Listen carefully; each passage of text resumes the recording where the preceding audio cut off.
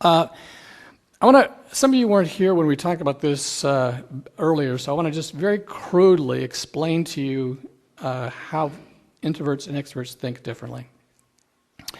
All of us live in our brains. Our brains really contains who we are. Our bodies are just shells holding this in there.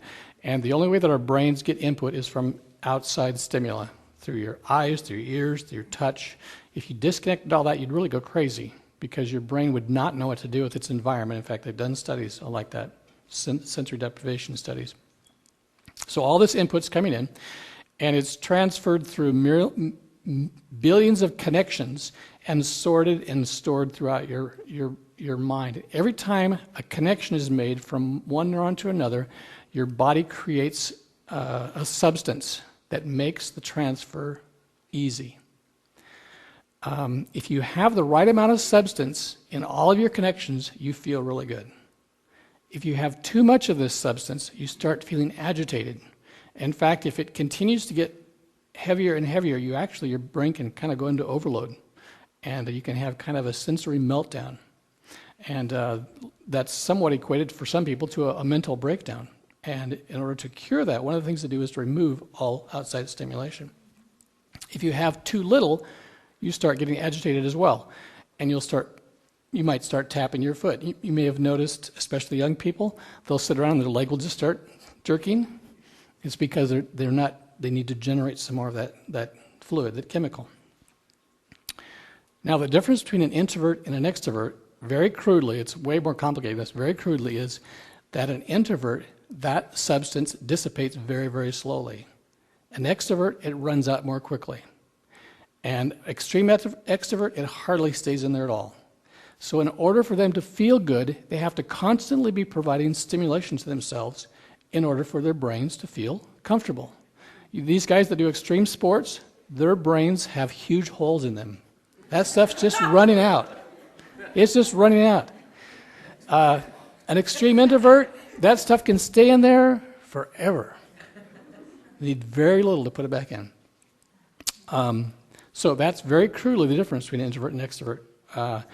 They're tending to use that word less and less. They're using the word sensitive. They're saying that introverts are more sensitive.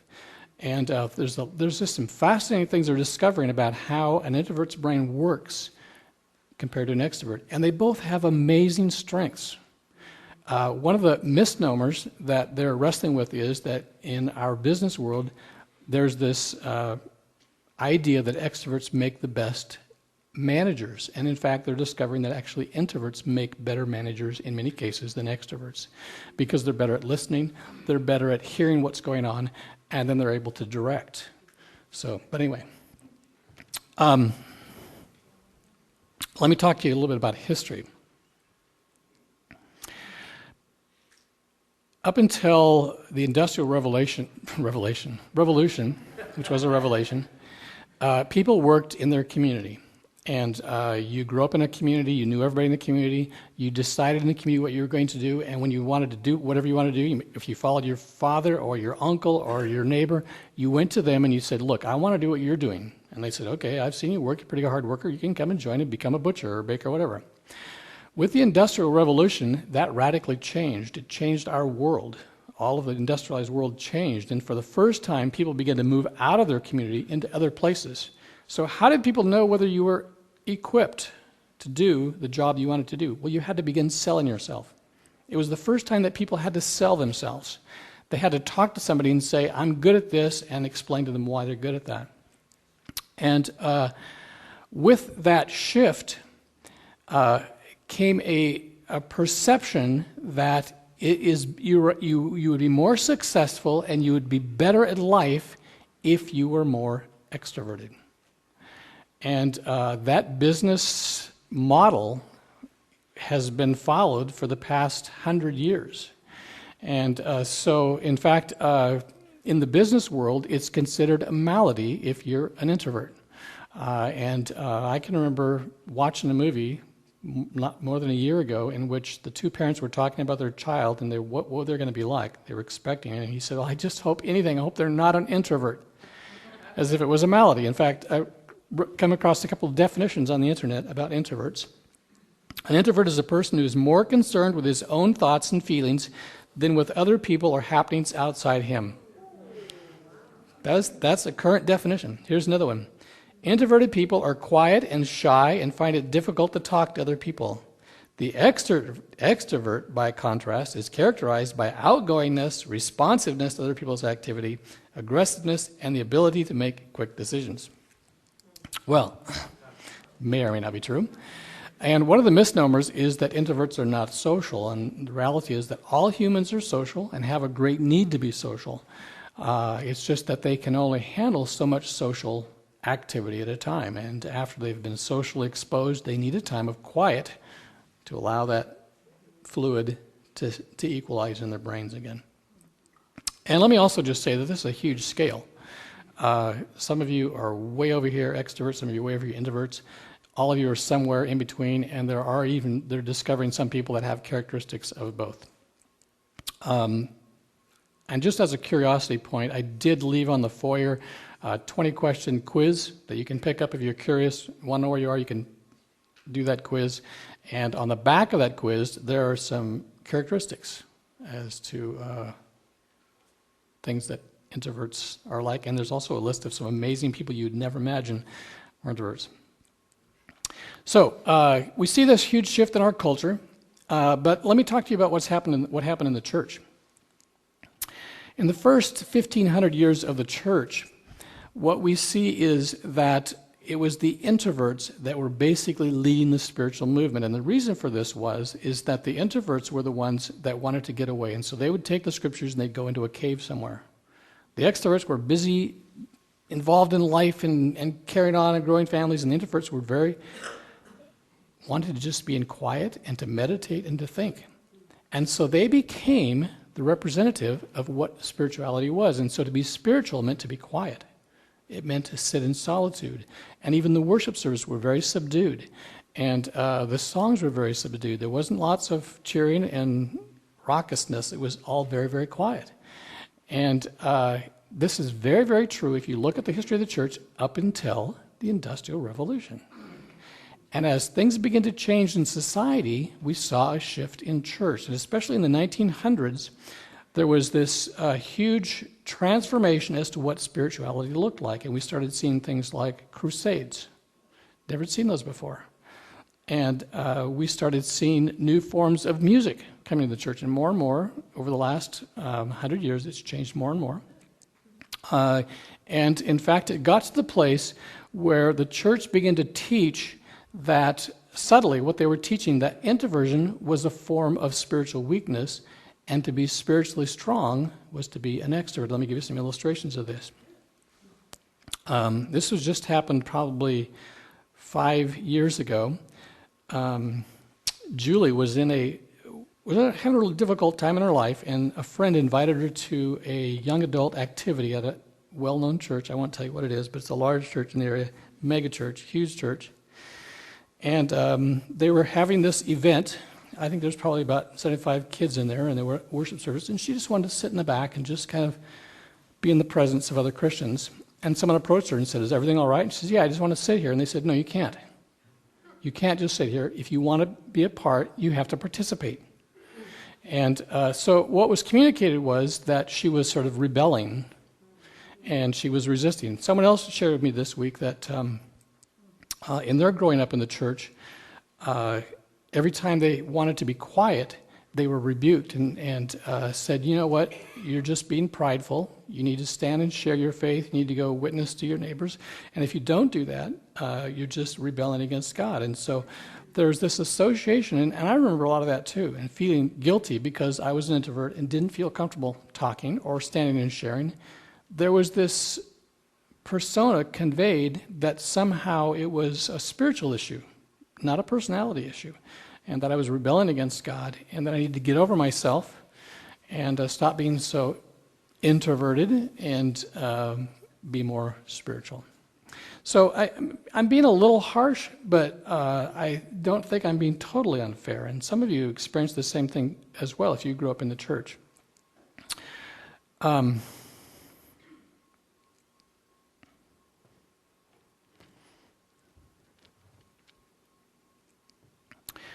I recognize that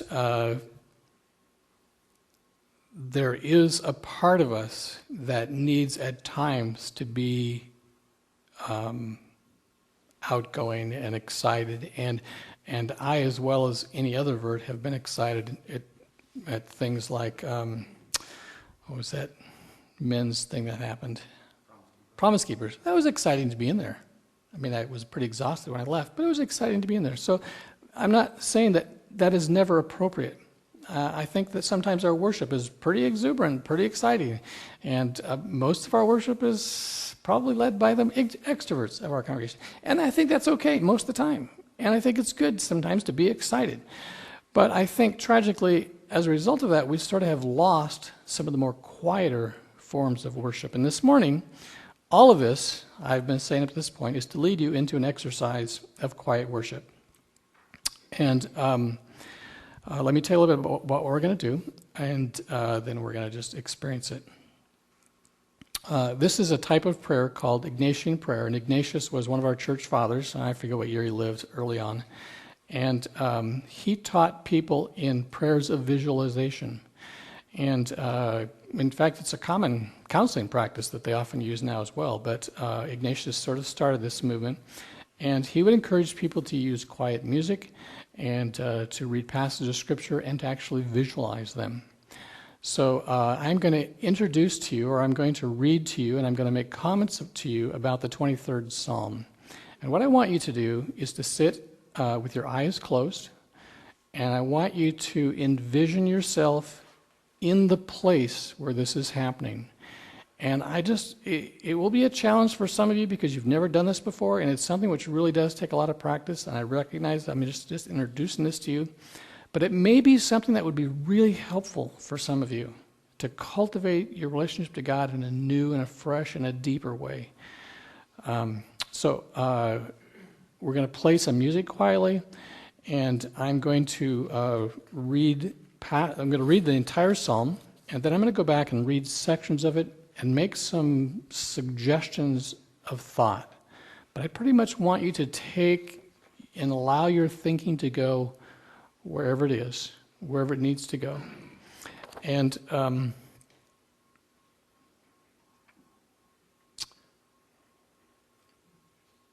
at the end of this, we're going to take just a bit of a break and pause.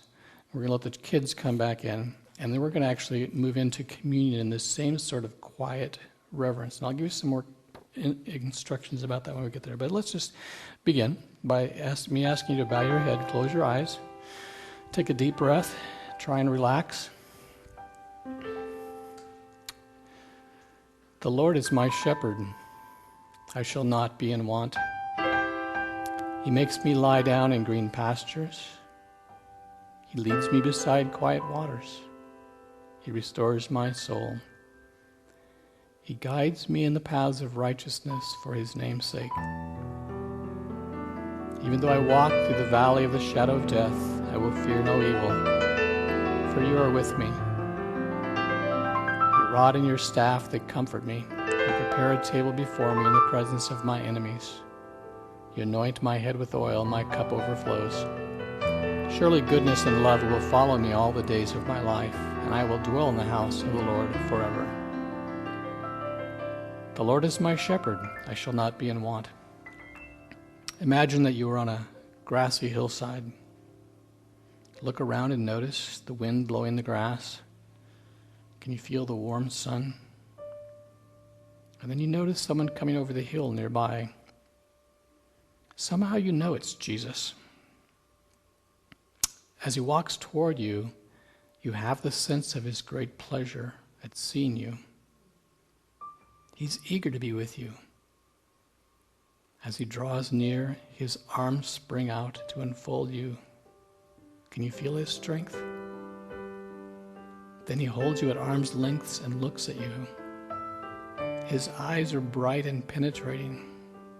You know he's looking right into your soul as no one ever has before. You start thinking about all of your failures and disappointments, of your dashed hopes, the dreams of things you wanted to be or have that will never be. He makes me to lie down in green pastures. He leads me beside quiet waters. He restores my soul.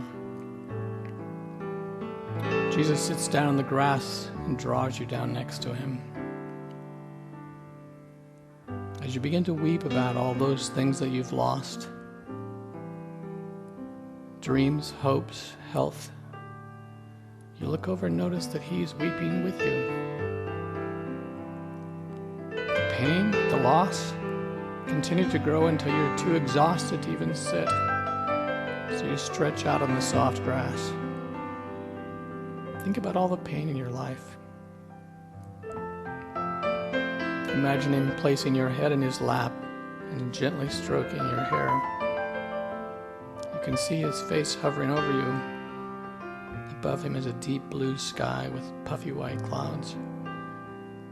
You just lie there for minutes, hours, days, years, a lifetime. And then for the first time, he leans over and whispers something in your ear. Do you remember the first time you heard his voice? You're not sure what he said, but the sound of his voice settles through you. You sit up and he hands you a glass of water. But it's not just water, because like his voice, it pours through every part of your being. Can you feel that water coursing through you? Fast as lightning, slow as a glacier. For as long as it takes, the wounds, they heal. They heal. You heal. Rebirth. He guides me in paths of righteousness for his name's sake. He stands, takes your hand, and draws you up next to him. He points to the distant hill and gestures you in that direction. What do you think is in the distance? What do you see out there? What are the paths of righteousness that he has led you down in the past? What path is he leading you down now? Even though I walk through the valley of the shadow of death, I will fear no evil, for you are with me. Can you remember a time when life felt like the valley of the shadow of death? Maybe this morning, maybe right now. Can you sense his presence? Can you imagine Jesus stepping into those difficult times of your life? What things are terrifying to you right now? Imagine Jesus standing with you or in front of you as you think of them. Imagine yourself fearless in the presence of things that made you fearful. Your rod and your staff, they comfort me. You prepare a table before me in the presence of my enemies. You anoint my head with oil, my cup overflows. Who or what are the enemies of your life? Imagine them observing as Jesus honors you. What will the reaction be? Can you see your enemies as redeemed? Can you see the good in them that God sees? Can you see them sitting around the table that Christ has prepared? Surely goodness and love will follow me all the days of my life, and I will dwell in the house of the Lord forever. What are the evidences of goodness and love in your life? Imagine yourself dwelling with them. Imagine living with Jesus in his house, in his world, forever.